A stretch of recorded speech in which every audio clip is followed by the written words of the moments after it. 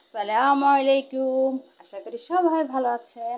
আবার চলে আসলাম আরেকটি নতুন ভিডিও নিয়ে। আজকে দেখাবো খিচুড়ি, গরুর মাংস এবং সাথে কাবাব। তো এখন খিচুড়িটা বসাবো, সাথে থাকুন, দেখতে থাকুন। কড়াইতে তেল দিয়ে দিয়েছি, ননস্টিক পাতিল বসিয়েছি, একটু সাথে ঘি দিয়ে দিব, হাতে তৈরি করা ঘি। তেলে দিয়ে দিলাম তেল, ঘি, সাথে এখন দিয়ে দিলাম পেঁয়াজ, দিয়ে দিলাম তেজপাতা, দারচিনি, এলাচ, দিয়ে দিব 1 চামচ আদা বাটা, 1 চামচ রসুন বাটা, 4 চামচের 1 চামচ করে দিয়েছি। হলুদের গুঁড়ো, সরি বলতে ভুলে গেছি, আমি করবো আজকে ভুনা খিচুড়ি। দিয়ে দিলাম চাল ডাল, আমি নিয়েছি 4 কাপ চাল, সাথে 1.5 কাপ মুগ ডাল। চাল ডাল ভালো করে ভেজে নেই, এটা থাকুক। এপাশে পাতিল বসিয়েছি, এখন এপাশে গরুর গোশত বসানোর জন্য মশলাগুলো কষিয়ে নিব। গোশত বসানোর জন্য পাতিল বসিয়ে দিয়েছি, এখন দিয়ে দিব তেল। আমি সরিষার তেল দিয়ে রান্না করি।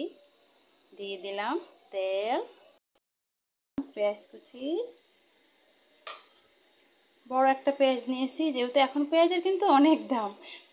আপনার যতটুকু প্রয়োজন তার ভিতরে দিবেন, বেশি দেওয়ার কোনো প্রয়োজন নেই। দিয়ে দিব দারচিনি, এলাচ, লং, তেজপাতা। মশলাগুলো আপনি আপনার মন মতো দিয়ে দিবেন। পেঁয়াজটা ভাজা হয়ে গিয়েছে, এখন দিয়ে দেব সবগুলো মশলা আমি একসাথে বেটে নিয়েছি। লং, এলাচ, দারচিনি, তারপরে হলো জিরে গুঁড়া, এরপর হলো গোলমরিচ, তারপরে হলো জিরাগুলো বেটে দিয়েছি, তারপর দিয়েছি ধনে, তারপর দিয়েছি জয়ফল, জয়ত্রী, সবগুলো মশলা একসাথে বেটে দিয়ে দিয়েছি আমি। আসলে আমার তো কোনো ল্যাপটপ নেই, মানুষ তো ল্যাপটপে থাকলে অনেক দ্রুত কাজ করতে পারে, আপনাদের ডিসক্রিপশনগুলো খুব সুন্দর করে লিখে দিতে পারে।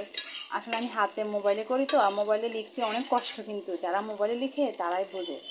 এগুলো সব বিস্তারিত লিখতে গেলে অনেক সময়ের ব্যাপার, তাই আমি মুখে বলে দিচ্ছি, আপনারা প্লিজ বুঝে নেবেন। আর যারা আমার চ্যানেলটি এখনও সাবস্ক্রাইব করেননি, অবশ্যই আমার চ্যানেলটি সাবস্ক্রাইব করবেন। প্লিজ আমাদের সাথে থাকবেন, আমার এই চ্যানেলের সাথে থাকবেন, আমার ভিডিওটি দেখবেন, আমার চ্যানেলের ভিডিওগুলি দেখবেন।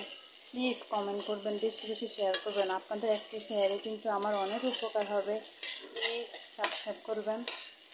তো এদিকে মশলাগুলো কষুক, আমি অন্যদিকে খিচুড়ির কাছে চলে যাই। খিচুড়ির কি অবস্থা দেখি। গ্রানের জন্য একটু সামান্য জিরের গুঁড়া দিয়ে দিলাম। এখন দিয়ে দিব লবণ, সেটা আপনার স্বাদ মতো লবণ দিয়ে দিবেন। দিয়ে দিলাম মশলাগুলো সুন্দর মতো কষিয়ে গিয়েছে, এখন দিয়ে দিব টক দই। এটা আমার হাতে বানানো টক দই। বাজার থেকে টক দই যখন আনতে পারবেন না, তখন আপনারা চুলার কাছে একটা বাটিতে দুধ দিয়ে দিবেন, দুধের ভিতরে 2 পিস লেবু চিপে দিয়ে দিবেন। তো চুলার গরমে আপনার টক দইটি হয়ে যাবে। মশলাটা সম্পূর্ণ কষানো হয়ে গিয়েছে, এখন দিব 2 চামচ, 2 চামচ রসুন বাটা, চামচ আদা বাটা, স্বাদ মতো লবণ। এদিকে আমি খিচুড়িতে গরম পানি দিয়ে দিয়েছি, অবশ্যই ফুটন্ত গরম পানি দিবেন খিচুড়িতে, মাংসতে কখনো ঠান্ডা পানি দিবেন না। আপনি আপনার আন্দাজ মতোই দিবেন, যতটুকু চাল ডাল নেবেন তার দ্বিগুণ পানি দিবেন। আমার এই মশলাগুলো থেকে কিন্তু তেল বেরিয়েছে। এবার আমি হলুদের গুঁড়ো, মরিচের গুঁড়ো দিয়ে দিব, কয়টা কাঁচামরিচ দিয়ে দিলাম। এখন দিয়ে দিব ঢাকনা, আস্তে আস্তে হোক। এদিকে আমরা চলে আসি গরুর মাংসতে। চামচের 2 চামচ দিলাম মরিচের গুঁড়ো, 3 চামচ দিলাম হলুদের গুঁড়ো, না পুড়ে যায় সেজন্য একটু পানি দিয়ে দিলাম। খিচুড়িতে একটু চিনি দিয়ে দিলাম।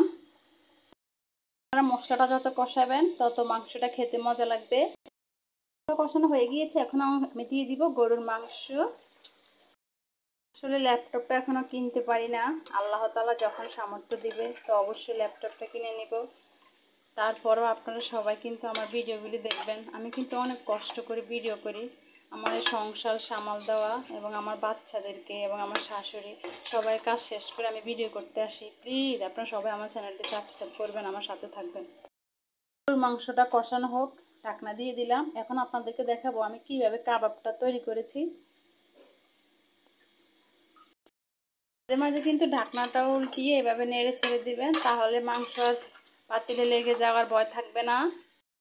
জানেন, আমার কিন্তু বিশেষ অতিথি আছে। আমার বিশেষ অতিথিরা 2 দিন পর পরে বায়না করে, আম্মু এটা রান্না করে দাও, ওটা রান্না করে দাও।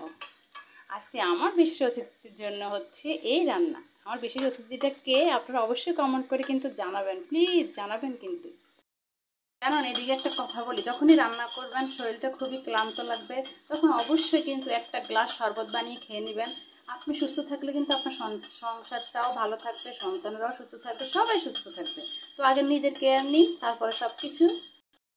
এখন আমার খিচুড়িটা কিন্তু হয়ে এসেছে, আর একটু হবে তারপরে সম্পূর্ণ হয়ে যাবে আমার বোনা খিচুড়ি।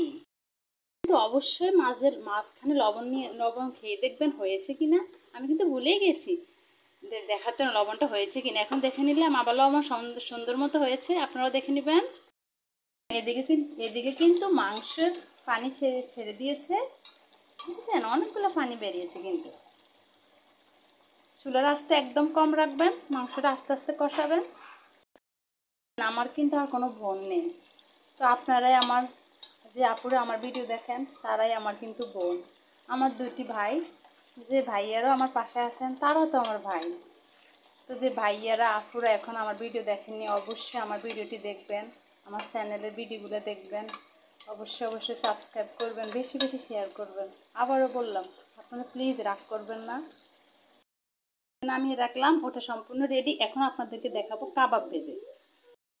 আমি কাবাব ভাজার জন্য কড়াই বসে দিয়েছি, কড়াইতে দিয়ে দিলাম সরিষার তেল। কাবাব ভাজতে কিন্তু একটু বেশি তেল লাগে। মাংসের পানি শুকিয়ে আসতেছে, এজন্য আমি একটু গরম পানি দিয়ে দিলাম। 2 কাপ গরম পানি দিয়ে দিয়েছি। কাবাবের সব কিছু কিন্তু আগে আমার রেডি করা ছিল, ফ্রিজে ছিল। এখন নামিয়েছি, দেখতেছি একটু নরম হয়েছে। নামানোর পরে আমি একটু 1 কাপ বেসন মাখিয়ে নিচ্ছি। আগে রেডি করে রেখে দিয়েছি যেন ভাজতে সময় বেশিক্ষণ না লাগে। রেডি করতে কিন্তু অনেক সময় লাগে।